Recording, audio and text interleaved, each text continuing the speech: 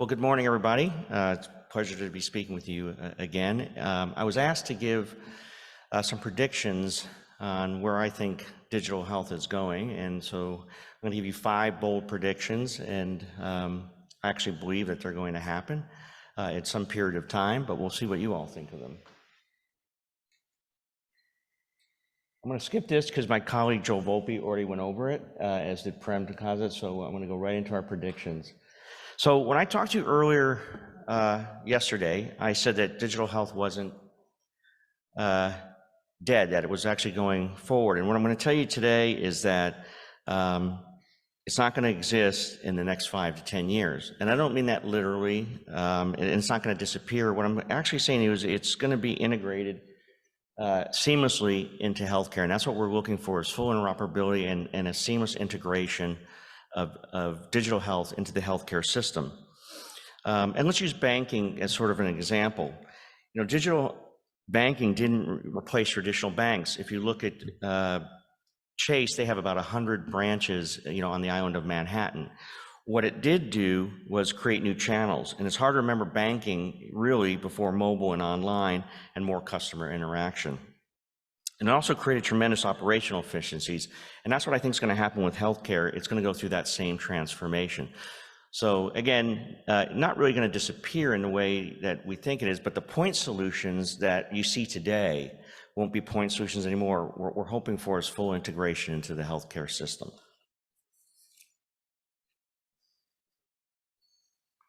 All right, with the clamor about ChatGPT, I need to make a prediction about AI. And generative AI is an incredible technology. It has some challenges when it comes to healthcare, and healthcare is in a highly regulated industry, as you know, and so it's not going to work seamlessly like we think within healthcare. What we believe is AI needs to be trained on highly confidential documents, both from a privacy and a competitive standpoint, and it needs to be 100% reliable. Hallucinations aren't acceptable when it comes to AI. It needs to be audible. Black box models won't fly with regulatory agencies or with customers. And it needs to be deterministic. Controlling inputs limits the upside, but the elimination of risk that comes with outside variables and probabilistic models is needed. And all this is to say that AI will be adopted cautiously, I think, in the clinical practice.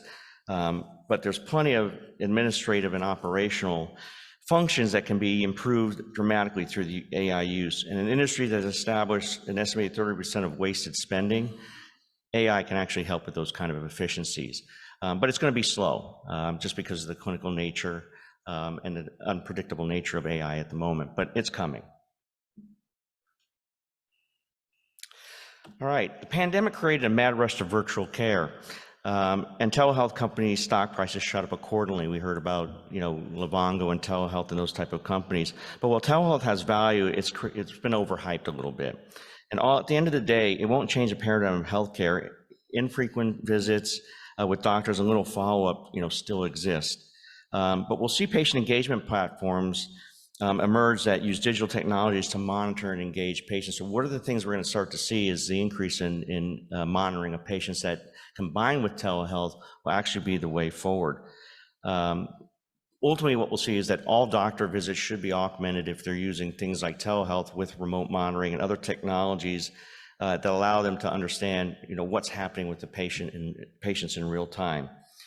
And the interesting thing, as we talked about before, AI, that can detect anomalies, generate automated patient coaching chat boxes, triage healthcare when needed, and more frequent interactions with patients, can be established through the use of some of these tools. But that's where we're seeing it going in the future, is that it's going to be augmented with other digital tools.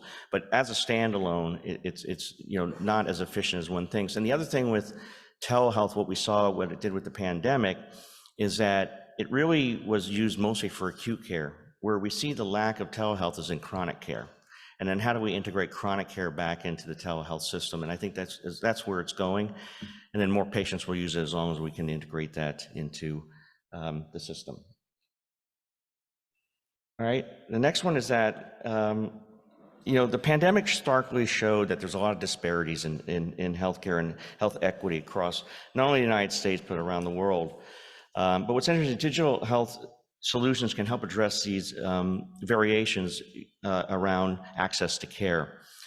Social determinants of health, help better understand those factors that drive why people get care or why they don't get care. And companies like Unite Us are using big data to identify those needs.